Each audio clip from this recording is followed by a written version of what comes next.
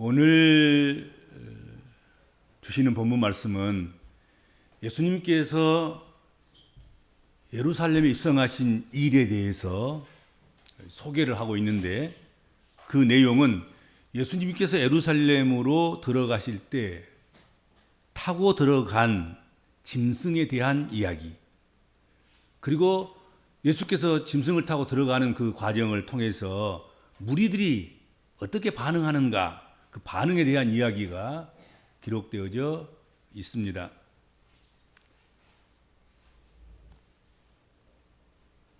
예수께서 지목하시고 그리고 데리고 오게 해서 타고 간 그 짐승은 멍에 맨 짐승, 즉 나귀였다 하는 거고요. 어미도 아닌 새끼 나귀였다 하는 것이죠. 왜 우리가 이 짐승에 대해서 주목하게 되느냐 하면, 여기에는 많은 말로도 다 형용할 수 없는, 다 표현할 수 없는 그 상징이, 그 의미가 담겨져 있기 때문이다 하는 것이죠. 성서시대에 그 동양 그 근동 그 지역에서 개선장군이나 왕이 타는 것은 나귀가 아니에요. 개선장군이나 왕은 좋은 말을 타는 거지요. 그런데 예수께서 타고 가신 예루살렘 행위의 그 짐승은 나귀 새끼였다는 것이요. 짐이나 실어 나르고 풍채도 비교하면 말과는 비교할 수도 없는 초라한 멍에 매는 그런 짐승의 새끼였다 하는 거지요. 오늘 본문의 이 짐승을 히포주기원 그렇게 표현하고 있는데, 휘포는 뭐뭐 아래 그런 전치사이고, 쥐기원은 멍에라고 하는 지고스, 이 말이 합성된 히포주기원 그런 말입니다. 멍에 아래에 있는 짐승, 멍에를 메고 짐이나 나른 짐승, 그런 말인 거예요. 사람 태우는 것은 아닌 거란 말이죠. 사람 태울 만한 것이 못 돼. 그것도 왕을 태우거나 유명 인사를 태우거나 임금을 태우거나 장군을 태우거나 그거하고는 맞지 않는, 그냥 멍에 매서 짐이나 끌고 다니는 그런 짐승이었다 하는 것이죠. 예수님은 만왕의 왕으로 예루살렘에 입성하시면서 모든 사람들의 예상하고 예측하고 기대했던 것과는 전혀 다르게 그 예상을 뒤엎어버리고 화려한 병거나 가장 보기 좋은 그런 좋은 말을 타지 아니하고 멍에 매는 짐승의 새끼 곧 나귀를 타시고 예루살렘 성으로 들어가신 것이다 하는 것입니다. 예수님께서 나귀 새끼를 타심에는 그 의미와 아까도 이야기했지만 상징성이 있다. 상징을 가지고 있다. 무슨 의미, 무슨 상징이냐? 예수님은 지금 다른 짐승이 아니라 자기가 타고 입성하는 멍에 매는 짐승의 새끼, 즉 나귀 새끼와 자신을 동일시하고 있다 하는 것입니다. 나를 보아라, 내가 타고 가는 게 무엇이냐? 병거가 아니고 말도 아니고 짐이나 싣고 다니는 나귀 새끼다. 즉 부정한 짐승에 속한 나귀는 결코 하나님께 곧바로 직접적으로 나귀를 하나님께 제물로 바칠 수는 없었습니다. 나귀를 드리려고 하면 나귀를 팔아서, 나귀를 잡혀서 어린 양을 사서 어린 양과 바꾸어서 어린 양을 대신하여 들어야 했다. 성경은 그렇게 말씀하고 있죠.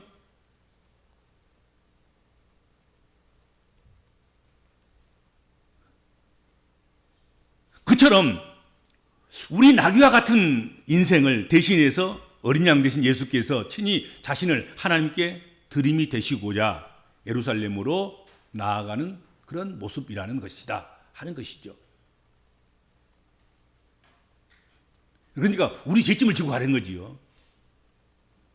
나귀와 같은 우리를 대신해서 예수께서 자신이 나귀 대신에 나귀를 타고 자기의 생명을 드리려고, 자기가 제물이 되려고 그렇게 올라가시는 모습이다 하는 것이죠. 이사야 선지자가 그는 겸손하여 나귀 곧 멍에 매는 짐승의 새끼를 탔도다 라고 그렇게 하심은 바로 그런 뜻이 아닌가 하는 거지요. 그리스도 예수의 낮아지심은 오히려 자기를 비워 종의 형체를 가지사 사람들과 같이 되셨고 사람의 모양으로 나타나사 자기를 낮추시고 죽기까지 복종하셨으니 곧 십자가에 죽으심이니라. 이처럼 겸손이 가장 잘 나타나는 모습, 그 삶의 모습, 그것이 바로 예수께서 나귀를 타시고 예루살렘에 입성하신 모습이다 하는 것입니다. 예수님은 겸손의 왕, 평화의 왕, 만민을 구원하려고 오시는 구주로 십자가에 죽으시러 가는 그 길에 그 멍에 먼 나귀 새끼의 등에 앉으셔서 그의 조력과 그의 동역을 받으셨습니다.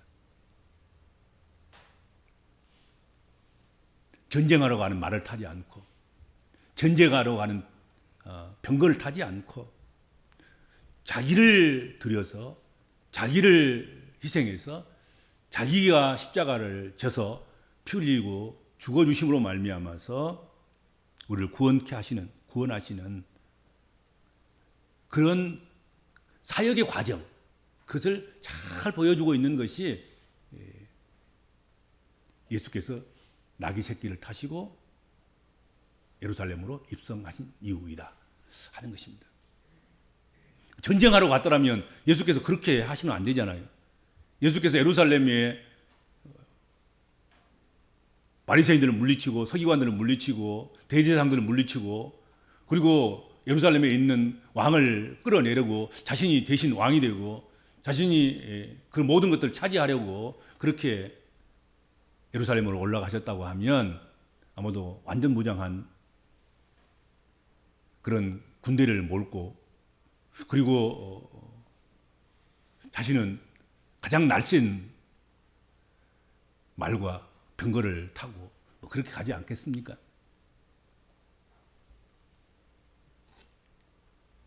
예수님을 모시고 예루살렘에 올라간 예루살렘에 입성한 그 짐승은 말이 아니라 그에 비하면 초라한 나귀 새끼였다 하는 것, 그것은 여기에서 예수님을 따른다는 것, 그것이 어떤 것인가에 대한 상징을 우리에게 보여주고 있다. 또 그렇게도 우리가 생각할 수 있겠습니다. 지금도 하나님께서는 보잘것없는 이들을 부르셔서 당신의 일을 하신다는 사실입니다. 잘난 사람들이 도구로 사용되는 것이 아니라 못난 사람들, 별 볼 일 없는 그런 사람들, 그렇게 여겨지는 그런 사람들이 주님의 일을 하는 그런 도구로 사용되고 있다 하는 것이죠.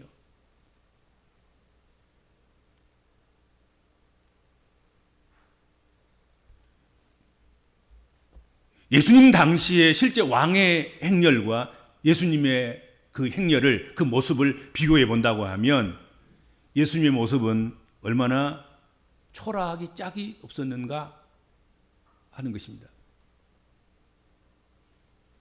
여러분, 우리가 사극을 보지 않아요. 그러면 피난 가는, 그리고 도망가는, 전쟁에 패해서 몸을 숨기러 어디로 도망가는 그런 왕도 규모를 갖추지 않아요. 안전무장한 군인들이 왕을 호위하고 지키면서 그렇게 가는데, 지금 우리는 어떤 예수님을 보고 있냐면 승리하는 예수, 그 예수를 지금 우리가 바라보는데, 그분이 가는 그 길은 초라하기 짝이 없는, 군대도 동원되지 않고 말도 아닌 병거도 아닌, 기껏해야 무리들은 겉옷을 벗어서 그리고 종려나무를 꺾어서 그렇게 길에 깔고 그런 정도인 거예요. 참 우스운 모습인 거예요. 그런 모습들이. 그렇죠.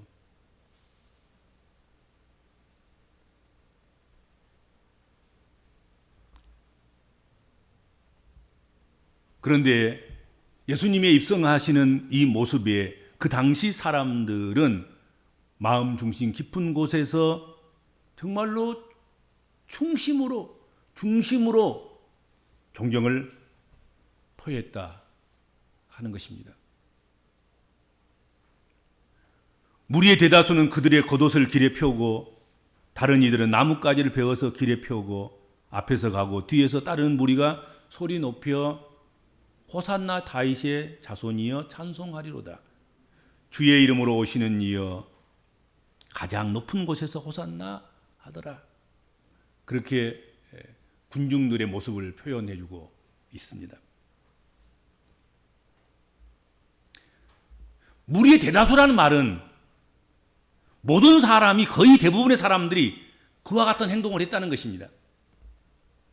모두가 자신의 겉옷을 길에 펴고, 화려한 카페트는 아니지만 나뭇가지를 베서 길에 펴고 진심으로 기뻐하면서 예수님의 이름을 높여 외쳤다 하는 것이죠.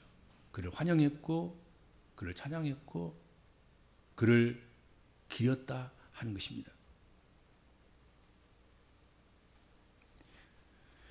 이스라엘 사람들이 가장 그리워하고 사랑하는 왕 메시아로 기다리고 있는 다윗의 자손이라고 중심으로 그들은 예수님을 왕으로 맞이하고 찬양했던 것이다 하는 것이죠. 다시 본문 말씀을 한번 봅시다. 본문으로 돌아가서 10절 11절. 예수께서 예루살렘에 들어가시니 온 성이 소동하여 이르되 이는 누구냐 하거늘 무리가 이르되 갈릴리 나사렛에서 나온 선지자 예수라 하니라. 그렇게 성경은 말씀하고 있습니다. 예수님의 예루살렘 입성은 온 예루살렘 성이 소동하는 일이었습니다. 온 예루살렘 성이 진동하는 일이었습니다. 그리고 이는 누구냐? 그렇게 세상이 묻기 시작했습니다.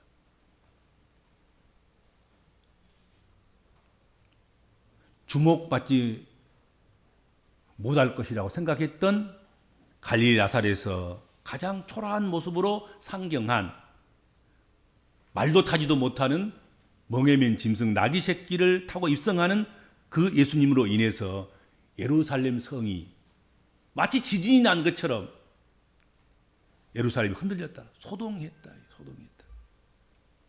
그리고 사람들 입에서, 너도 나도 입에서 나오는 소리가 이는 누구냐 하고 묻기 시작했다 하는 것입니다. 예루살렘이 막 흔들리고, 그리고 예루살렘 성에서 저반쯤 오고 있는 예수 그리스도를 보면서 이가 누구냐, 저가 누구냐 서로 속삭이면서 물었다. 누구간데 이 성이 요동하고, 누구간데 저런 모습으로 나귀를 타고 예루살렘 성을 저렇게 걸어 들어오는 사람이, 저가 누구냐, 어떤 분이냐 묻기 시작했다 하는 것이지요. 이제 우리의 삶도 겸손히 나귀 새끼를 타고 예루살렘에 입성하신 주님을 뒤따라 겸손히 자기를 낮추고 살아가는 그런 삶이 될 수 있어야 되지 않겠는가 하는 것입니다. 아직도 여전히 우리가 예수 믿으면서 번쩍번쩍 그런 말을 타고 병거를 타고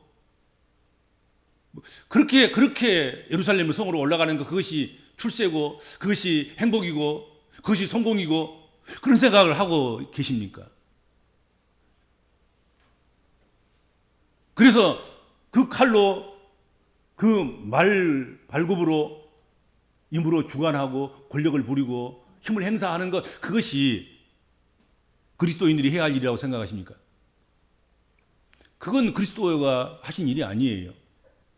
그리스도께서는 그거 다 버리고 말 버리고 병거 버리고 칼과 창과 버리고 방패 버리고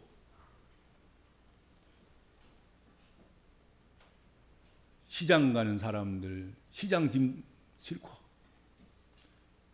시장 가는 사람들, 제 걸음으로 걸어갈 수 없는 그 사람들 어쩌다 짐짝처럼 한쪽에 태우고 그렇게 가는 게 낙이. 그리고 낙이 새끼는 똘랑똘랑 어미낙이 따라가기만 하는 그런 거거든요. 예수께서는 그렇게 예루살렘에 올라가셨습니다.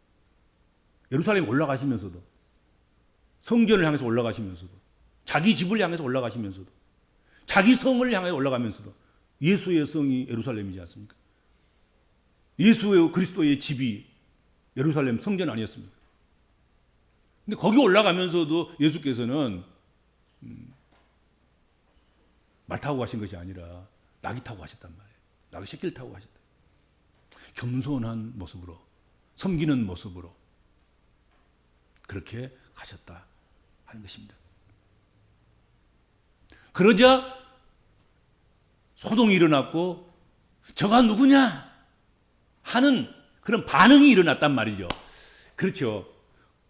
우리 예수 믿는 사람들이 우리 예수 그리스도를 뒤따라서 우리가 나귀를 타고 나귀 새끼를 타고 겸손히 섬기는 자로 그렇게 우리가 하나님의 집을 오르고 또 우리의 인생을 그렇게 생각하고 그렇게 삶을 우리가 적용하고 살아간다고 하면 반드시 그가 살아가는 그 성이 소동할 것입니다.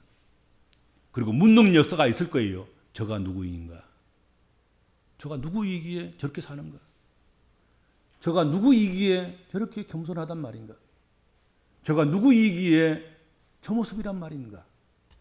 그렇게 묻는 역사가 일어나게 되고, 그러면 이제 구원의 역사가 일어날 것 아니겠습니까? 그렇죠. 그거 괜히 묻는 것 아니거예요.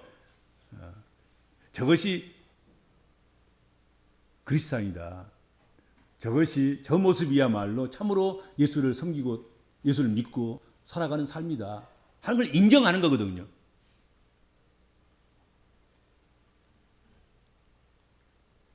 누군가가 묻기를 이는 누구인가? 저분은 저럴 분이 아닌데 어찌 저런 분이 되었나? 의문을 품을 때, 질문할 때 그 옆에서 누군가가 예수님께 저렇게 됐다네 하는 증언을 들을 수 있는 그런 성도들이 자꾸 이게 좀 많아지면 부정적인 교회 그런 것에 대해서는 개선이 되지 않을까. 그리스도인들에 대한 부정적인 시각과 생각들이나 이런 것들은 기후에 지나지 않고 그런 것들은 다 사라지지 않을까. 그러지 않겠습니까? 이가 누구인가? 왜 나귀를 타셨을까? 저렇게 겸손할 수 있을까? 저렇게 섬긴단 말인가? 자기 집, 자기 성, 자기가 주인으로 돌아오시는 그 성에 금이 한양한다고 어떤 사람들은 돈을 빌려서도 큰 걸 타고 오고 돈을 지불하고도 옆에 들러리를 세워서 환영 인파를 만들고 그런데 예수는 왜 저런가? 그래서 감동하는 거예요. 한마디로 감동하는 거지요.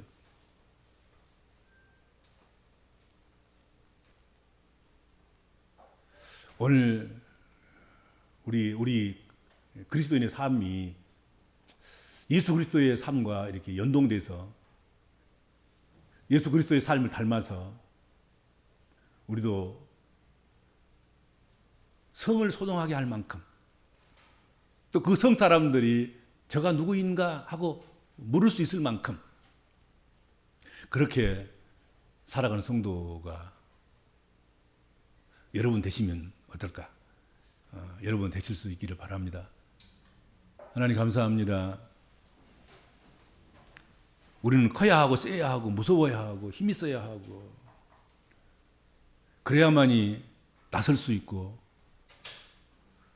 그래야만이 만족한데 예수 그리스도께서는 그 모든 걸 다 버리고 작은 것으로 힘없는 것으로 종의 모습으로 그렇게 예루살렘에 입성하셨고 모든 일을 섬기는 왕으로 겸손의 왕으로 예루살렘에 입성하셔서 모든 일을 위해서 죽어 주셨습니다.